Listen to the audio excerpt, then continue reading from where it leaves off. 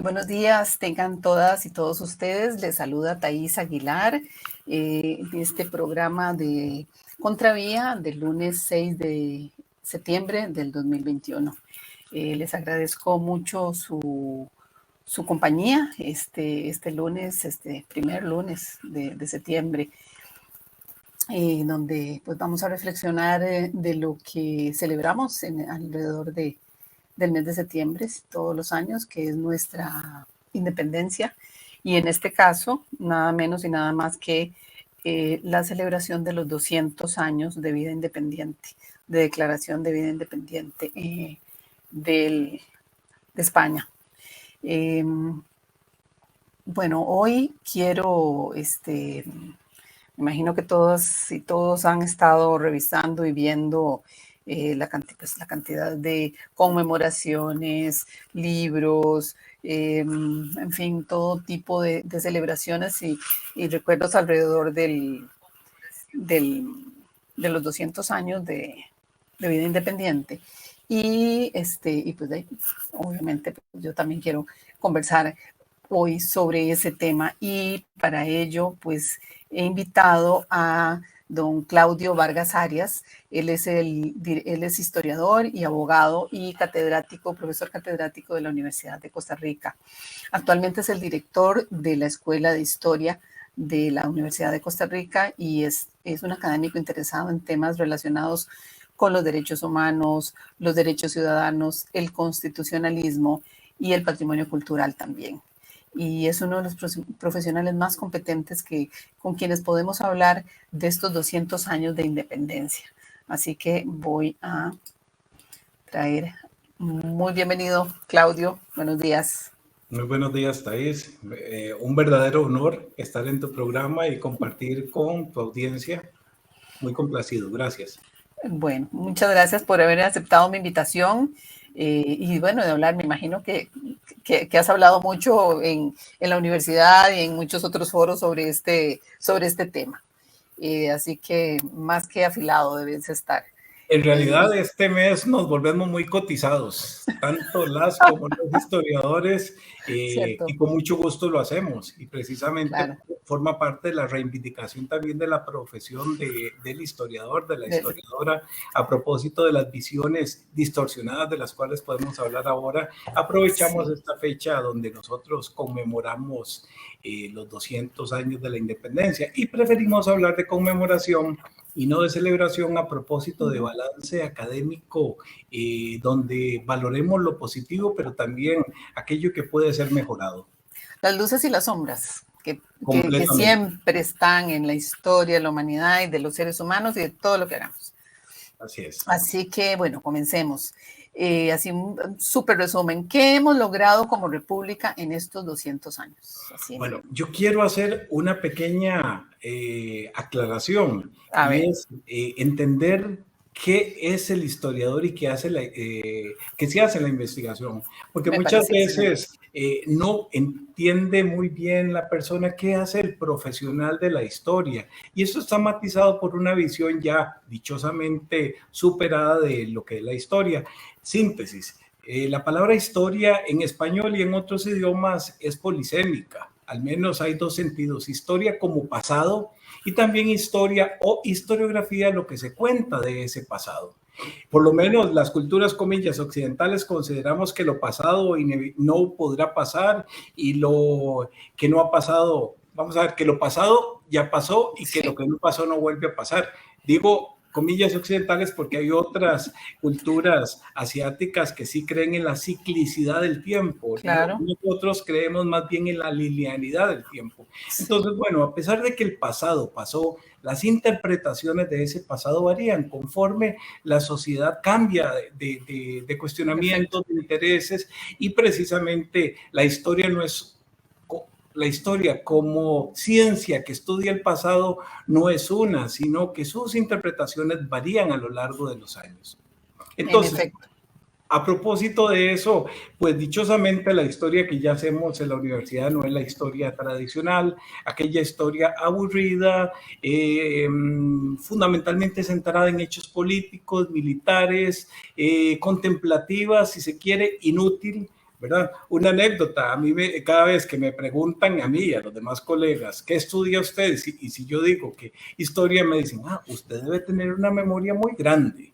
Y empiezan con las preguntas incómodas. Y cuénteme una cosa, ¿en qué fecha hizo la abuelita de primera comunión sus estudios de bachillerato? Y si uno no sabe el hiperdato, entonces empiezan a cuestionar. Se pensaba y se sigue pensando que el historiador es como la enciclopedia británica corregida y empleada en su última edición, o el Google Plus de ahora, ¿verdad? Exactamente. Ha cambiado ahora. La historia es una ciencia social, analiza la historia, el pasado en el proceso, más que en la excepcionalidad. Se interesa no en el hecho aislado, sino en la coyuntura, en la estructura y también en otros aspectos, no solamente lo económico. Vamos a ver, no solamente el pequeño hecho económico, el pequeño hecho político, sino los procesos económicos, sociales, culturales, mentales, etcétera. Entonces, tiende a ser más interesante y tiende a ser también más útil, ¿verdad? Para encontrar la relación que existe con el presente. Así y le da sentido, además, le da sentido a los hechos históricos. Correcto, correcto. Antes se veían un poco aislados, siento yo, que era como un dato, ¿verdad? Como eso que está señalando, pero no en el contexto, y ese contexto que también hemos ido revisando a lo largo de tantos años, ¿verdad? Claro, además era una historia escrita por los ganadores y una historia que se escribe para justificar el pasado, pero para legitimar el presente. La historia hoy tampoco busca andar peleándose con los héroes ni con las heroínas del pasado, sino analizar el contexto en el largo plazo y entender, pues, con mayor integralidad el proceso. A la pregunta, ¿qué ha ocurrido? Bueno, yo diría que procesos sumamente complejos. En primer lugar, una aseveración interesante, lo que hoy llamamos Costa Rica, y esto puede parecer una verdad de perogrullo, pero algunas veces se olvida, ni espacial, ni poblacional, ni social, ni económica, ni políticamente, Costa Rica es hoy lo que era antes. Es más interesante, porque la Costa Rica de 1821 estaba poblada por personas que no se sentían, no se definían a sí mismos como costarricenses. Las personas se definían más bien por su referente local. Eran de Cartago, eran de Alajuela, eran de San José, eran de Heredia, o incluso el referente religioso, eran católicas. Pero este concepto de nacionalidad como comunidad imaginada, como lo dice Anderson, es un proceso histórico que se va conformando. Claro. En el caso de Costa Rica, pues también fue un proceso político, es decir, fue una necesidad del grupo liberal a partir de la segunda parte del siglo, ya avanzada la segunda parte del siglo XIX, donde es necesario buscar referentes de qué es el costarricense, para que la gente no siguiera anclada en lo local, sino que vieran como referente el Estado.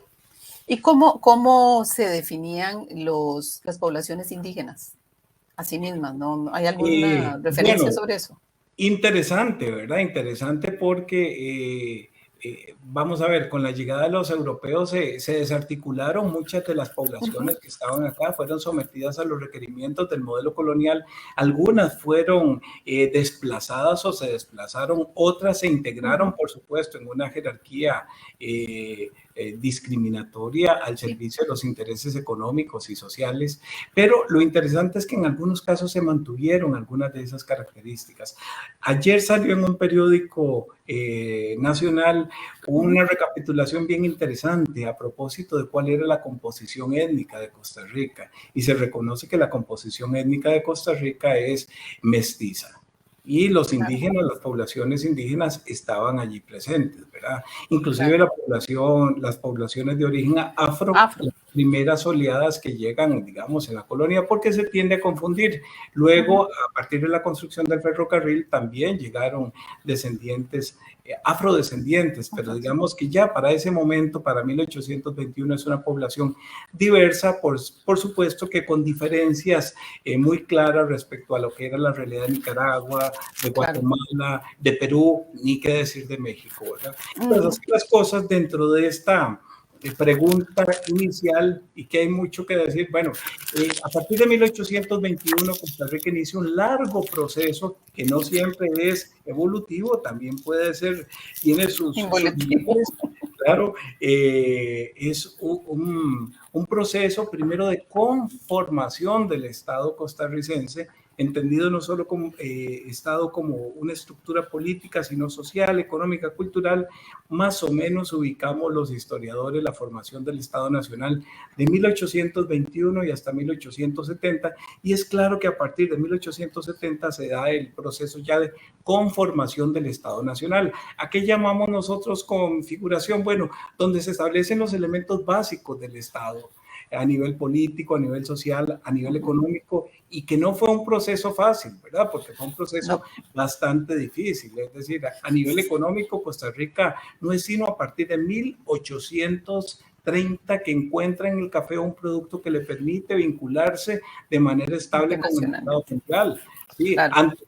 Antes fueron más bien diversos intentos, el tabaco, el cacao, el palo Brasil, muchos otros, ¿verdad? Pero digamos que es importante eso porque por más que uno lo diga en las clases es simpático, porque uno les dice, el café no es un producto colonial, y no falta quien le diga, bueno, es que en la colonia Costa Rica exportaba café. Bueno, las estructuras son cárceles, son estructuras. Claro. Entonces ahí se sigue diciendo, bueno, digamos que es importante. Bueno, pero hay que insistir y aclarar hasta que ya se despoje ese pensamiento limitante. Entonces, estableciendo así que los procesos más importantes que se generan en el siglo XIX son la formación y la consolidación del Estado, ya tenemos que reconocer cambios también importantes a partir del siglo XX. Para mí, uno de los pasos más definitivos es la lenta pero segura definición del Estado social de derecho. Es decir, antes se habla del Estado de Derecho y a partir de ese momento el Estado Social de Derecho, con toda una legislación que se fue gestando. Hay un discurso oficial que, bueno, pretende hacernos creer que la legislación social, por supuesto que hubo un empuje muy importante a partir de tres figuras determinantes, Monseñor Sanabria, don Manuel Mora, Rafael Calderón, pero sí hay procesos que se vienen gestando, o como cuando dice la gente, ¿en qué año fue que se le dio finalmente el voto a la mujer? No, un momentito, a la mujer nadie le dio el voto. Se reconocieron las luchas respecto a los derechos electorales de la mujer. Claro, a las luchas de los sufragistas que vienen de finales del siglo XIX e inicios del XX. Pero ahí está precisamente el problema de esa historia que pretendía ubicar hechos en el tiempo y en el espacio y verlos como situaciones aisladas, sino como parte de un proceso. Un proceso, pues bien, claro.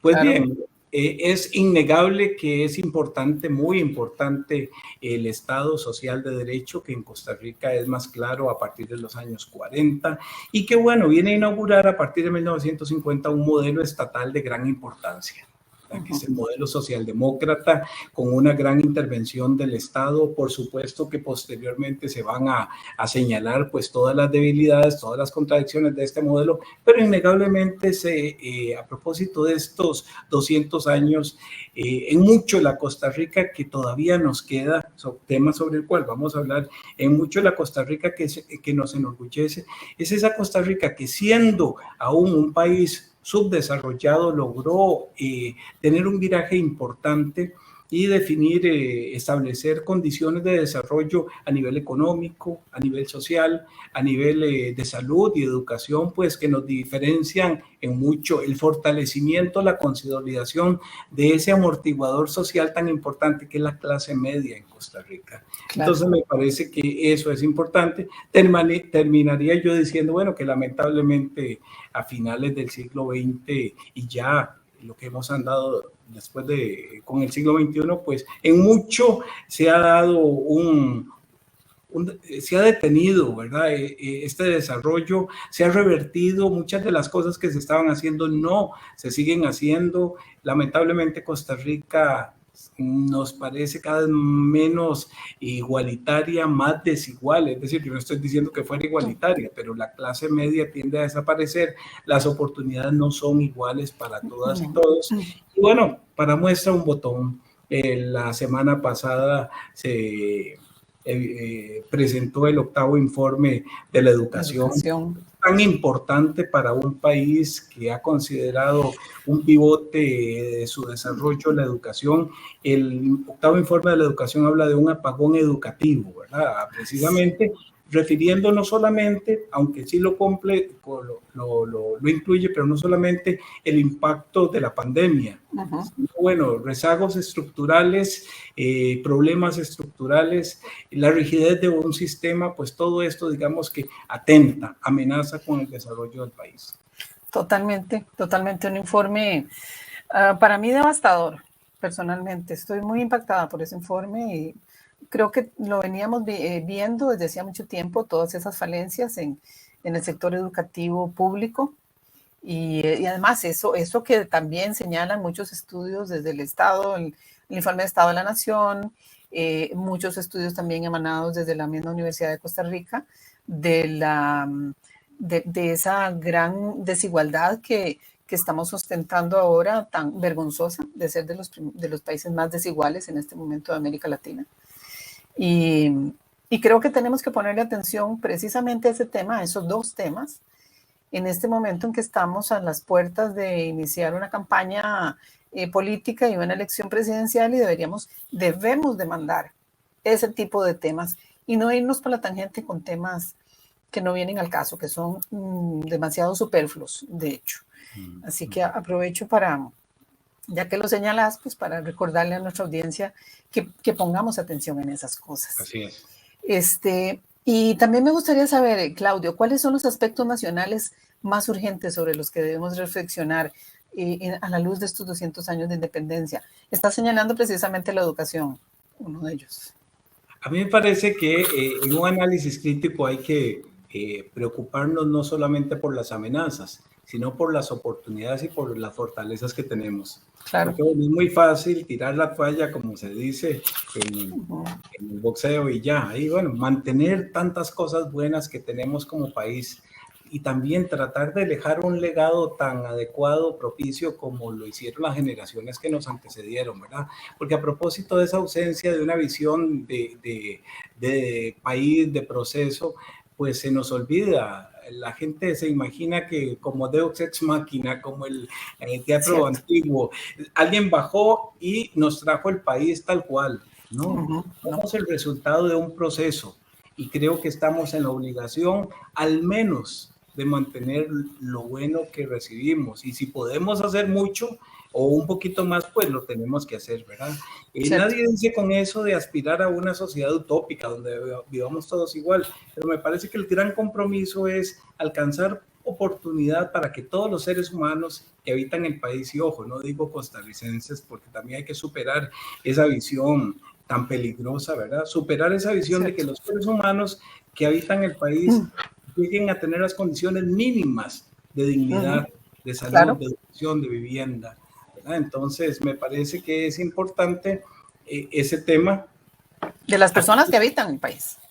Correcto. Y a propósito de retos, hay que fortalecer mucho el respeto en Costa Rica. Sí. En derechos humanos no hablamos de tolerancia, porque ya hablar de tolerancia es yo tolero y hay un a pesar de en ese discurso. Hay como una rigidez en la acción. Sí, es decir, yo a pesar de que vos sos así, te acepto. Pero guardemos la distancia, ¿verdad? Entonces me parece a mí que la tolerancia es muy importante, el respeto es importante en todos los órdenes, en el orden de no solamente la orientación sexual. A mí, francamente, me desalienta a propósito de la mala interpretación que se ha dado del matrimonio en Costa Rica, de los cambios que se dieron, porque me resisto a hablar de matrimonio igualitario. Ahora es matrimonio, punto. Punto, sí. 26 diputados el año pasado mocionaron para posponer la entrada en vigencia del matrimonio igualitario. Digo, si a alguien no le gusta la carne, que no coma la carne. Si alguien es vegano, que sea vegano. Pero ¿por qué tiene una persona con una visión de mundo particular, mayoritaria o minoritaria, pretender que tiene que meter a toda la gente en la misma bolsa y que vivan igual? A mí me parece que ese es un tema fundamental. Eso, del respeto a lo que te referís. Otro tema básico es la igualdad real entre las personas, sin importancia de género. Es interesantísimo esto. Ahora en la mañana estaba escuchando un programa también en internet a propósito de las limitaciones que se establecen en Costa Rica, sino en la parte oficial, sí en la parte práctica para la esterilización de las mujeres. Es todavía impresionante, sí, ahora, es impresionante la facilidad con que un hombre puede ir a un lugar de salud público y bueno, simplemente practicarse la vasectomía, no pasó nada. La mujer es un suplicio y todos los estereotipos que se vienen a propósito de la incapacidad de respetar la libertad del cuerpo de las mujeres. Y vea, la autonomía, la autonomía básica. No hablo de que está un niño gestado o un ser gestado, como se le quiere llamar. Es el derecho a una mujer de decidir. Simplemente la maternidad yo no la veo como parte de mi proyecto de vida. Sí. Es impresionante. Y eso es, lo tienen muy, muy claro las chicas más jóvenes, las nuevas generaciones de mujeres lo tienen muy claro, de que eso es una opción de vida. Y lamentablemente también está marcado por una condición socioeconómica. Uno entiende que las muchachas de clase media y de clase más acomodada, pues ven que la vida tiene otras opciones. Y como dice la chica de ese programa que vi, que por cierto lo puse en Facebook, ahí puse el vínculo, no significa que se hable en contra de la maternidad, que la mujer que se realice como madre y como profesional o solo como madre, qué bien. Está bien, sí, pero la que no quiere no tiene por qué estarse soplando ese discurso de obligatoriedad. Es impresionante, sí, viera, es muy, muy impactante todo el testimonio de una muchacha a propósito de eso. Y un tercer tema para mí innegable, Estado laico. Es fundamental en este concepto. Y tenemos claro, yo tuve oportunidad hace mucho tiempo de hacer un estudio, ahí está el libro de El Estado de la Iglesia en Costa Rica en tiempos liberales, bueno, y es como retrotraerse 1,5 siglos para atrás y explicar que Estado laico no significa Estado ateo. Simplemente es la separación de la esfera política de la esfera religiosa, que cada quien cree en lo que crea, pero que no implique que la gestión estatal debe verse matizada por esa visión. Claro. Bueno, ya que te referís a eso, ¿por qué no comentas un poco alrededor de eso? Porque es una historia muy interesante, un pasaje muy interesante de la historia del país, la historia de los liberales y cómo logramos incluso ciertos avances, como el divorcio, cuando no lo obtenía nadie prácticamente, o la secularización de los cementerios también. Y creo que no todo el mundo tiene claro esa historia del país. Es interesante, digamos que a partir de 1870, bajo el gobierno de Tomás Guardia y posteriormente bajo los gobiernos liberales ya no dictatoriales, Próspero Fernández, bueno, Próspero más o menos, digamos, para los gobiernos liberales, es importante el Estado laico como parte de un proceso de fortalecimiento del Estado. Claro. ¿Por qué es importante? Bueno, porque el Estado tenía como organismo político, tenía que anteponerse a otras fuerzas que se le contraponían. ¿Cuáles? La Iglesia Católica en aquel momento y los entes locales, los municipios. Entonces, bueno, y que no era exclusivo de Costa Rica, es parte de todo un movimiento que se dio en Europa regional. Y aquí en la consolidación del Estado es importante. Entonces eso, la separación de las esferas, lamentablemente los liberales se quedaron cortos. Bueno, sí, se introdujo a partir del nuevo Código Civil de 1888 el matrimonio civil y en consecuencia el divorcio, de ver el matrimonio a los ojos de quienes así lo querían como un vínculo civil y que cuando ese vínculo civil o contrato civil ya hay que romperlo, se rompe y no pasó nada. Claro. Que quien quería seguirlo viendo como un sacramento, pues también se casara. Y es parte de ese resabio de no querer hacer las cosas de manera definitiva. Por eso la Iglesia Católica se mantiene su matrimonio con efectos, si es inscrito, tiene efectos civiles. Ahora, lo peor, ¿qué es lo que ocurre? Para aquel momento era importante eso, pero para ahora va en detrimento del concepto de igualdad. ¿Por qué? Porque quienes no son de la Iglesia Católica, sino de otras religiones, pues a los ojos del Estado viene a contravenirse el artículo constitucional que dice que todos somos iguales ante la ley. No todos somos iguales ante la ley. Los católicos son tratados de diferente manera. Somos iguales, ¿sí? Por decirlo así. Claro. No, entonces, bueno, por ahí va el asunto. En otro momento me encantaría que habláramos más sobre el tema. Por supuesto, sí, bueno, ojalá si sale el tema en la campaña política deberíamos hablar, porque por lo general hay miedo y mucho desconocimiento, hay desinterés, ¿verdad? Y eso está ahí tenemos pruebas contundentes alrededor de ese tema. Es un tema que se las trae la del Estado laico, la de modificar el artículo 75, repito, y dejar de ser tan poco serio. Nadie apela a un Estado ateo. Nadie es atea. Es que impresionante leer los discursos de ahora es como leer los discursos de hace un siglo y medio. Sí.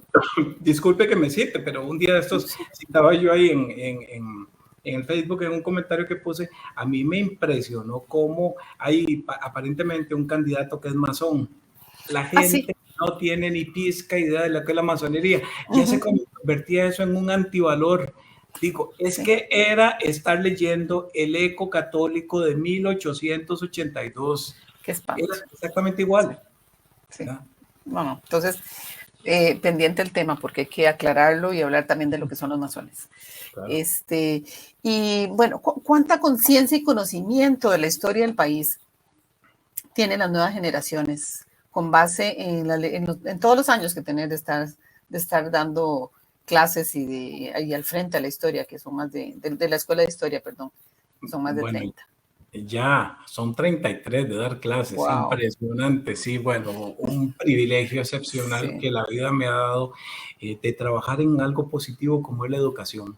Uno siente que apoya, e inclusive lo más interesante es cuando uno se topa a exalumnos y le dicen, mira, de veras que las cosas no las hiciste tan mal, o ellos están reproduciendo lo mismo de lo poquito bueno que uno pudo enseñar, porque yo he participado en la enseñanza de los estudios sociales y la educación cívica. Lamentablemente, y yo creo que esto no es solamente para las nuevas generaciones, sino para muchas y muchos costarricenses, una visión distorsionada del país. Nosotros siempre hablamos sobre el peligro de la historia oficial, a propósito de una película que se llama así, una producción argentina, ¿verdad? No se trata de pelearse con el discurso oficial. Uno entiende, es parte de la visión legitimadora de quienes están en el poder, pero sí hay un desconocimiento generalizado del pasado, no solamente de Costa Rica, sino del mundo, ¿verdad? De los procesos de lo cultural, por ejemplo. Es decir, una persona se pierde tanto entendiendo la riqueza cultural. Ir a un museo con formación histórica es algo tan vivo, tan grato para uno, y no verlo como chunches viejos, sino como parte de culturas que fueron y están ahora vivas ahí. Entonces, y de una u otra manera si nosotros nos reflejamos en esas culturas, tenemos mucho de esa herencia. Sí, a mí me parece que, y esto redunda en un poco sentido de pertenencia y de responsabilidad frente a lo que es nuestro, ¿verdad? Claro. Para muestra un botón, es interesante ver hasta los nombres de los chicos y de las chicas que ya llegan a la universidad. Eso da cuenta inclusive de la influencia de las telenovelas, ¿verdad? De los nombres de moda por épocas. Por completo. Ya no son los gringos, sino las colombianas y las mexicanas. Sí. Y no voy a decir nombres para no herir susceptibilidades, pero bueno, eso es un... claro. Es la influencia del mass media, ¿verdad? En todo este proceso, pero sí, si mal no recuerdo, creo que fue este año o el año pasado, leí que parte del desconocimiento, y porque uno de los temas que a mí me preocupan mucho es el desconocimiento que hay general, no solo de educación general en el país, sino también entre profesionales, y en algún momento lo veo incluso con colegas periodistas y comunicadores que no entienden la división de poderes, por ejemplo. Que no entienden cómo funciona el poder ejecutivo en este país, y la figura del presidente, que de una u otra manera es un poder ejecutivo muy con poca influencia y poco poder, ¿no?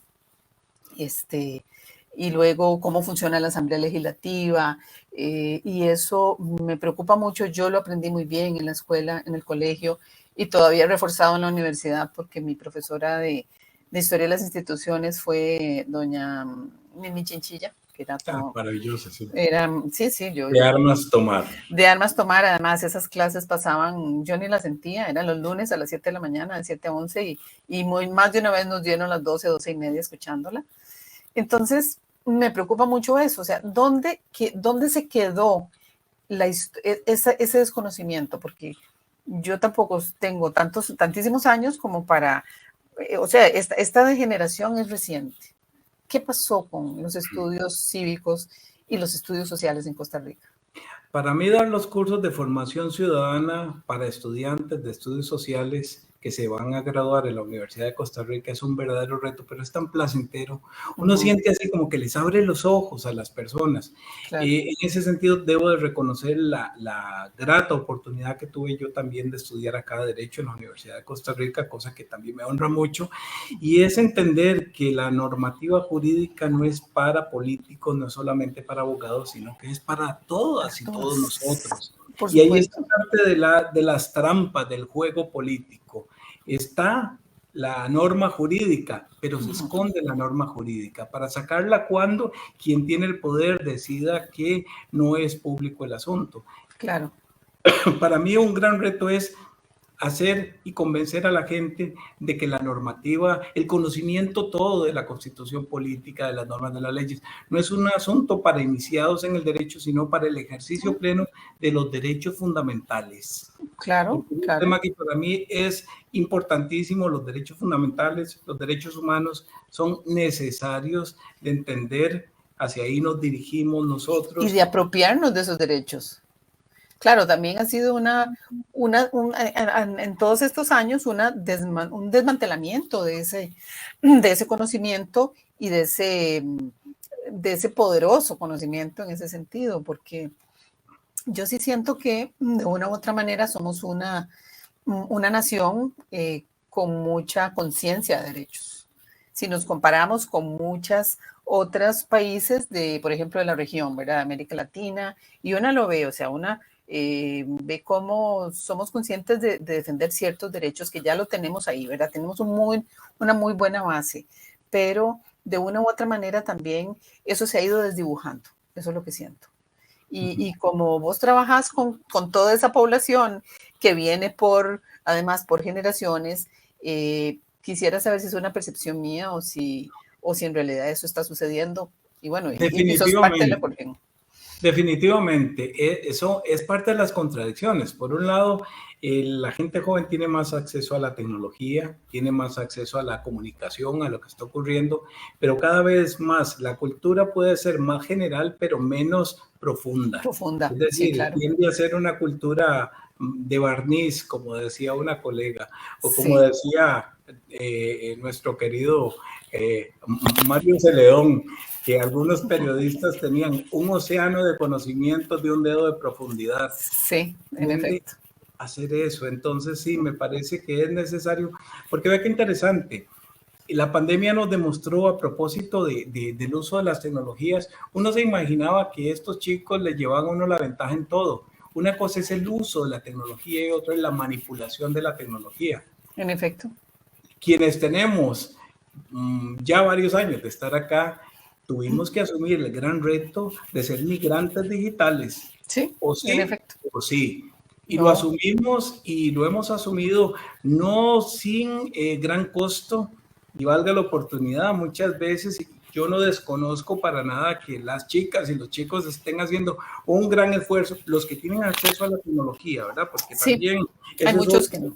Hay muchos que no tienen una buena conexión de internet, que es lo que necesitamos. Por ejemplo, sí, pero entonces hicimos un gran esfuerzo. A lo que iba es que no se me fuera la idea.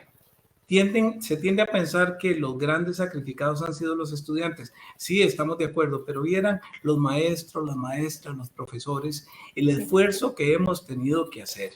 Y ahí una colega decía también, y es que los muchachos piensan que uno tiene un call center 24 horas.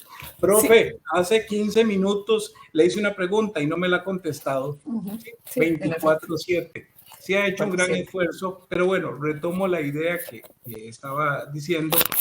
Lamentablemente, el uso de la tecnología no garantizó el conocimiento de esta tecnología. Entonces, también para ellos y ellas enfrentarse a un monitor ha sido muy difícil.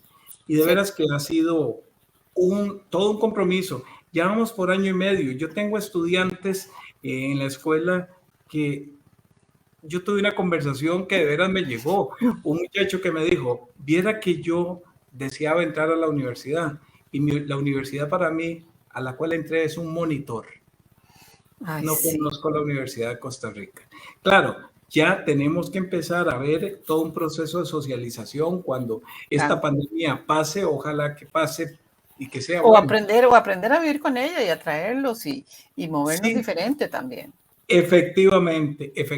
Sí. Vamos a tener aquí en la universidad lo que algunos llaman la semana de desconexión y otros pensamos llamarla de la salud mental. Yo y algunas otras personas pensamos esa oportunidad de llamar a la gente y decirles, vengan, conozcan el edificio, conozcan la universidad, conozcan el campus, para empezar efectivamente a vivir con este concepto que nos impuso la pandemia. Pero bueno, termino con la idea que iba a decir. Precisamente uno de los grandes retos es el que la gente también que acceda a la educación sea más proactiva, porque es difícil muchas veces empezar una clase y terminarla como una sesión de espiritismo, ¿verdad? Thais, estás allí porque no veo, son 40 cámaras y hay veces que aparece el nombre de Claudio y yo llamo 5 o 6 veces a Claudio y Claudio nunca apareció. Sí. O se fue la señal o se fue el propietario del monitor y punto. Sí, nada más dejó conectado, abierta la línea y ya está. Sí. Cierto. Sí, no, definitivamente eso ha sido todo un proceso, lo sigue siendo.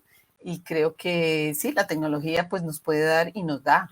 A mí me ha dado muchísimo trabajo del bueno, muchísima capacidad de comunicación, porque bueno, trabajo en eso y me viene bien, pero sí también entiendo a la gente que no está acostumbrada a eso, que no está acostumbrada a verse, por ejemplo, enfrente a un monitor. La mayoría de las personas se cansan. Claro.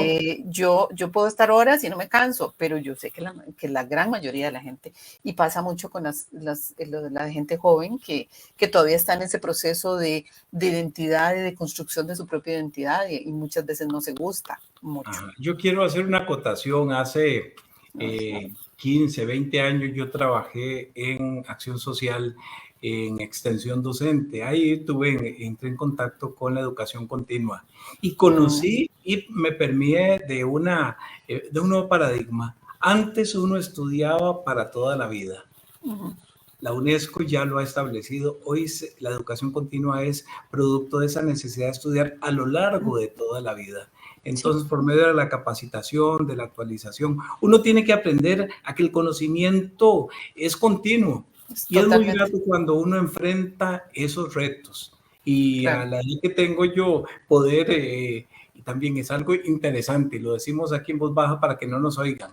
Si los estudiantes se dan cuenta que uno es un poquillo chapilla, pues toman ventaja de eso. Entonces es un gran reto en el buen sentido del término al docente. Claro. No, yo también asumo mi compromiso. Vean, dominar. Yo un esfuerzo. Entonces, claro, dominar eso. Sí, hacernos migrantes digitales de alto standing, ¿verdad? De altos calibres, porque también hay otro prejuicio actualmente con las nuevas tecnologías, el conocimiento y demás, de que todos los chicos y las chicas les gusta y saben, y eso no es cierto. Correcto. Eso no es cierto. Yo me he encontrado muchísimos muchachos y muchachas muy, muy jóvenes que no les gusta, que son reacios y como a mí me gusta, entonces, claro, uno no se explica. Yo deseara tener su edad para tener, digamos, algunas otras, digamos, habilidades intuitivas que una las tiene contaminadas por la gran cantidad de conocimiento que ha tenido que adquirir y cómo ha tenido que modificarlo.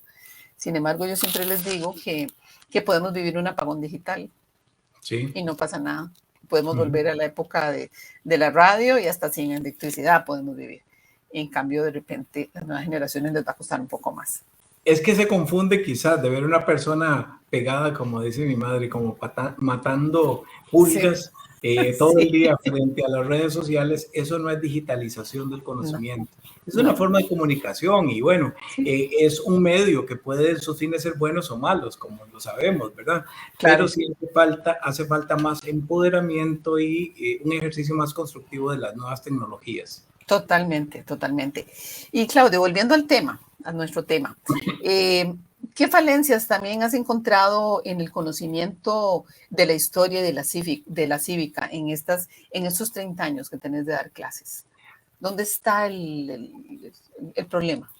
Yo veo cada vez más un sistema educativo que no fomenta el pensamiento crítico y eso es lo más doloroso. Y Sí. bueno, es posible que ya en secundaria y por supuesto en universidades al menos públicas sí existe un interés más de la historia crítica, pero tiende a pensarse que la historia es una visión pues estéril, Aburrida. aburrida, sin ninguna acción, entonces no se entiende todavía lo importante que es, y ahora, esto no es exclusivo de la historia, yo diría que para ¿No? cualquier área del conocimiento el pensamiento crítico es importante. Y Fundamental. es interesante porque, bueno, forma parte también del pensamiento de los costarricenses. En el peor de los sentidos, a la gente no le gusta polemizar. ¿Cuántas veces le dicen a uno, disculpa que opine diferente a vos? ¿Pero por qué disculpa? Sí, No, sí. de eso se trata, ¿verdad? Yo siempre recuerdo, Eso no es una ofensa. yo tuve No. la oportunidad, he tenido la oportunidad de trabajar con redes con españoles y aquello es de padre y señor, ¿verdad? No decir, ya se mataron, ni qué Sí, decirlo, o ya me sí, mataron. Bueno, y sí, después aquello terminó y se sigue discutiendo. Aquí hace falta mucho eso, la cierto. capacidad de discutir inteligentemente. Sí, bueno, y además se nos viene muy bien esta corriente de la cultura de la cancelación, ¿verdad? Que es descalificar a la otra persona que no piensa igual a vos Sí. y no entrar en esa, primero tener la apertura para escucharla, escuchar sus argumentos y construirlos de una para rebatirlos o para complementarlos, para lo que sea necesario, ¿no? Y El problema eso, uh-huh, Sí, el problema de los fundamentalismos. El fundamentalismo no solamente es religioso, es ¿no? económico, es político, Sí, es social. Es es de decir, es corrientes, pensar que ¿cierto? mi visión de mundo me justifica y me hace posible ponerle el pie a quien sea. O, peor de los casos, simplemente no tomar en cuenta, silenciar a la otra persona. Sí, en efecto. Y eso, lamentablemente, es agua para los molinos de la no discusión política, sino de mover emociones.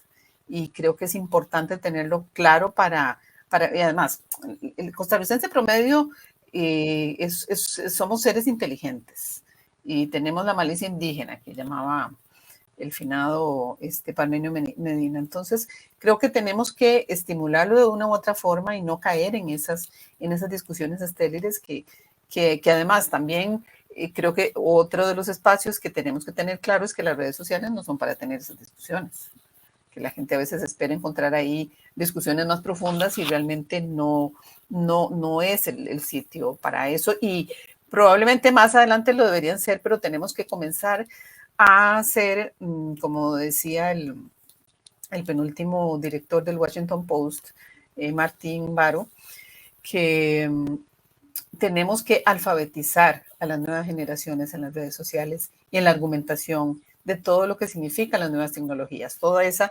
conjunto de pensamiento, porque no lo hemos hecho, ¿verdad? Han estado ahí y además tienen esa tónica como si fuera algo divertido y de socializar o del cotilleo, del chismorrear y demás, pero no, en realidad es un medio de comunicación en este momento. Están haciendo desaparecer a los medios de comunicación. Entonces necesitamos retomar y alfabetizar nuevamente. No sé hasta dónde eso sea un punto de discusión dentro de la universidad, como la Universidad de Costa Rica, que es la líder en el país y también en Centroamérica, de cómo apropiarnos, o sea, cómo ir haciendo ese cambio también. Esto es todo un tema de discusión, el pensamiento crítico y la capacidad de discusión inteligente. Y yo eso sí veo que se va perdiendo. Cada vez más tenemos estudiantes más pasivos, menos reactivos desde el punto de vista crítico. Hay veces que yo sí echo de menos porque tienen muy presentes los derechos, pero no siempre tienen tan presente sus deberes. Claro. Entonces sí creo que es importante fortalecer ese pensamiento crítico que no siempre el sistema educativo, al menos el regular, da, ¿verdad? Y una de las limitaciones que sí observa uno es la poca capacidad que tiene la gente de comunicar de manera coherente sus ideas. Hace mucho tiempo ya alguien lo dijo. No se trata de que a usted le gustan las matemáticas o las ciencias sociales o la comunicación, son elementos fundamentales. La capacidad de teorizar, de abstraer y formular en conceptos teóricos y luego explicar eso. Es un balance, por supuesto que a algunos nos gusta más un área que la otra, pero es impresionante cuando uno pone una pregunta de desarrollo y un estudiante no puede avanzar más de 2 líneas. Y hay una palabra muy simpática que siempre me recuerdan a mí, es como tengo un derecho de propiedad sobre esa palabra y los que eran jóvenes y ahora son menos jóvenes y ya son profesores en secundaria dicen, es el cuento de tautologías. Yo le ponía a los estudiantes prohibido las tautologías. ¿Qué es una tautología? Es pretender explicar el concepto con el mismo concepto. ¿Qué es una casa? Es una edificación en forma de casa. Entonces, el ejercicio constante de no solo decir lo que se quiere decir, sino convencer a la otra persona o convencerse uno mismo de que la expresión es completamente coherente. Eso, a propósito de las falencias, yo lo reconozco, las nuevas generaciones no son tan capaces, no son tan hábiles en comunicar de manera clara, oportuna, sea oral o sea de manera escrita, las ideas. Y eso los pone en desventaja. La argumentación es esencial para cualquier, por supuesto que más para unas, pero menos para otros. Pero para la vida, para la cotidianidad. Claro. Absolutamente. Claro. Bueno, según una entrevista que le escuché a Isabel Román, que es la que lidera el informe del Estado de la Nación, lamentablemente eso tiene que ver con el aprendizaje de la lectoescritura, que en este momento estamos sufriendo a raíz de ese informe, un grave retroceso en las generaciones de niños y niñas que prácticamente están ahora en 4º grado, que hay muchísimos que no saben leer ni escribir. Y eso tiene un efecto a largo plazo, va a tener un efecto a largo plazo sobre nuestro país, sobre nuestras generaciones. Y eso, bueno, ellas de hecho proponen, voy a ver si tal vez puedo hacerles una entrevista, porque me imagino que todo el mundo las estará llamando. Porque hay, o sea, parece que no son solo los chicos y las chicas, sino tiene mucho que ver con el profesorado, que también viene acarreando esa pereza de leer, eso de no estimular tampoco la lectura. La gente cree que también leer en la pantalla es lectura. Sí, es cierto, de repente pasamos los ojos encima de más letras, pero ya lo que es lectura, una lectura con unas ciertas características, que es como lo de la literatura y otro tipo de información, ¿verdad? Es fundamental y es preocupante porque prácticamente es toda una generación. Esos son los efectos de las huelgas del 2018 y 2019 y más la pandemia, ¿verdad? Entonces, sí. Y bueno, ellas proponen una serie de ejercicios realmente sencillos que deberíamos retomar, pero voy a ver si más adelante lo hacemos. También y reivindicar también el papel del docente, porque creo que es injusto cómo se habla aquí de la docente y el docente.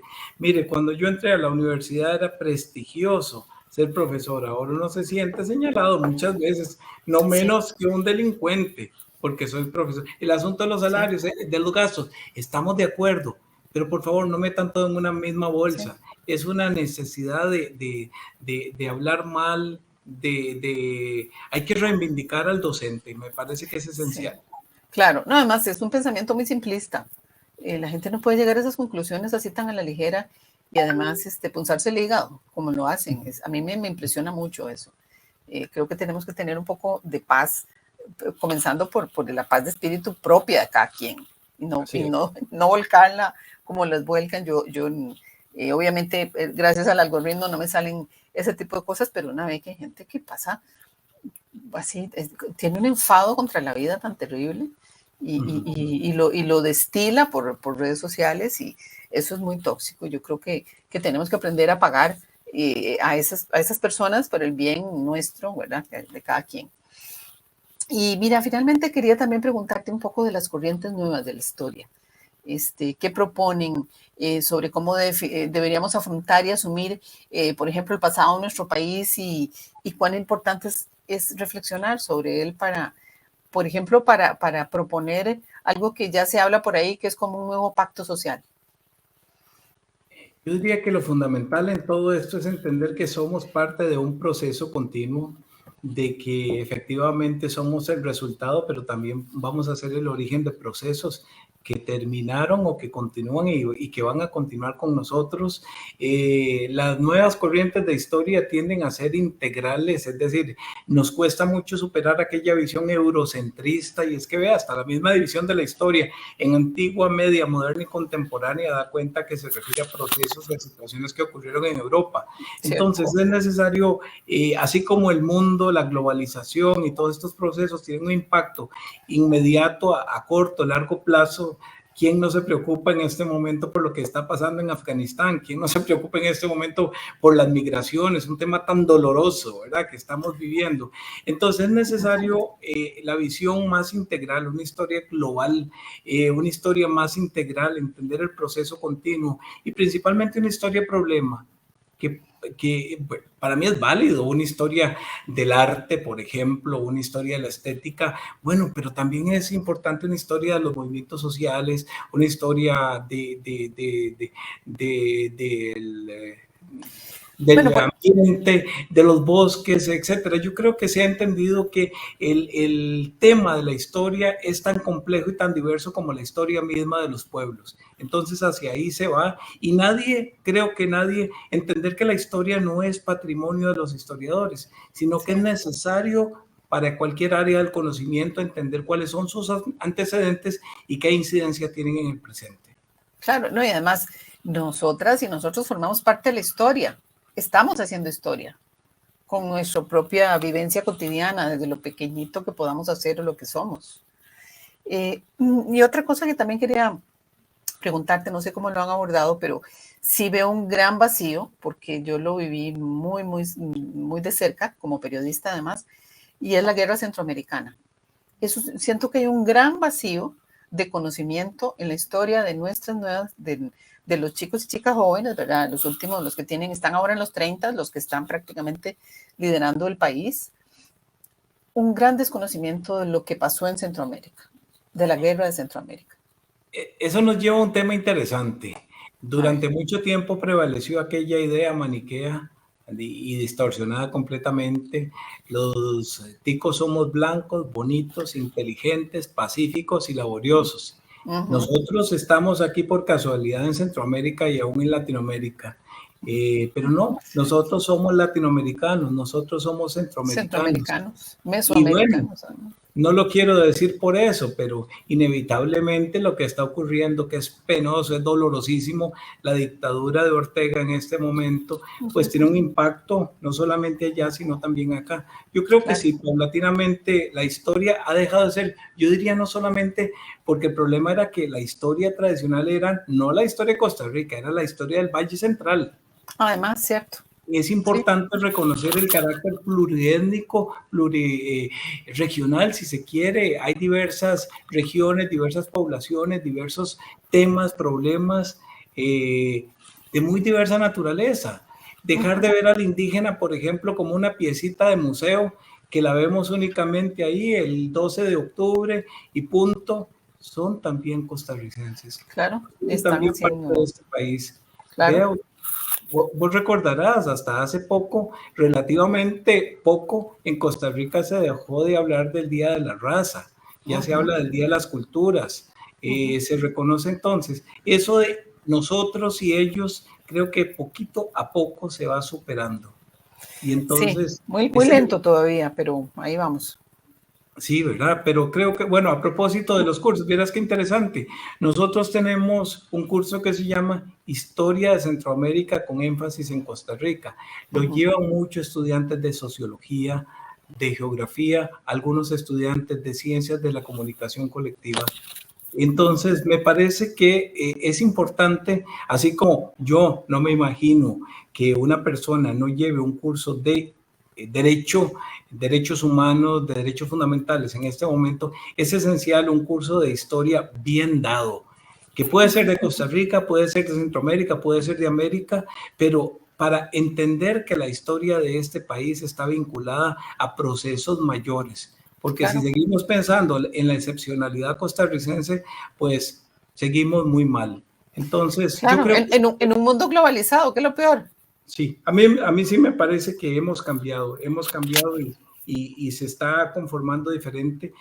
Seguimos llamando algunos cursos de esa forma porque los procesos administrativos son muy difíciles, pero bueno, por ejemplo, los cursos de historia mundial tratan de entender la integralidad, lo que pasó en Asia, lo que pasó en África, lo que pasó en América, lo que pasó en Europa en ese mismo momento. Y en Costa Rica igual, entender también que la Costa Rica blanca y democrática no es sino parte de un mito que tenemos que superar de manera constructiva. Y que claro, nosotros es mucho más complejo de lo que originalmente nos quisieron decir que somos. Y nos hace hasta más interesantes, ¿verdad? Porque tenemos esas regionalidades y esas particularidades que hay por zona geográfica del país, siendo un país tan pequeño, es sumamente interesante, porque no es lo mismo ni siquiera el carácter de las personas del Caribe Sur con las personas del Pacífico Norte, o del Pacífico Central con las personas del Pacífico Sur, o la gente de Punta Arenas con respecto a la gente de Cartago del Valle Central. Somos como países diferentes. Efectivamente, así como se habló y ya tenemos internalizado el concepto de biodiversidad, tenemos que internalizar un poquito más el tema de la multiculturalidad, y que eso, en vez de amenazarnos, más bien nos enriquece. Claro, absolutamente. Entonces, ese puede ser una oportunidad de mejora para estos 200 años. Sí. ¿Verdad? Creo que sí. Hemos ido desdibujando un poco ese concepto del tico blanco y europeizado, y no, que estamos muy mezclados. Y no solamente del tipo, del varón blanco, porque las mujeres durante mucho tiempo estuvieron ausentes de la historia del país y la historia del mundo, ¿verdad? Sí, exactamente. Siempre estuvimos ahí, estuvimos ocultas. Exactamente. Y ya no, y ahora sacamos la cabeza. Bueno, pues ya tenemos que ir cerrando. Claudio, muchísimas gracias por estas reflexiones alrededor de este tema, y te prometo que te voy a invitar para hablar del Estado laico. Encantadísimo. Sí, encantadísimo. Sí. Y ya saben, a celebrar y a conmemorar de manera crítica estos procesos, que bien vale la pena. Claro, absolutamente. No, y es un buen momento para reflexionar, que eso es lo que queríamos. Y a las personas que nos acompañaron hoy, algún comentario que nos hace doña Lucía Boscolo, que dice que el análisis con pensamiento crítico genera agresividad pasiva, que son muy pocas las personas educadas con inteligencia, y que lo sencillo de preguntar no se puede explicar. Pero bueno, muchas gracias a doña Lucía, a Yolanda, a Columba y a una serie de personas que nos acompañaron. Hay una larga lista. Y les espero la próxima semana a las 11 de la mañana en Contravía. Con otro, vamos a hablar también de los firmantes del acta de independencia, un poco de la genealogía y de quiénes fueron y demás, que tampoco los conocemos. Y bueno, muchísimas gracias, Claudio, de nuevo.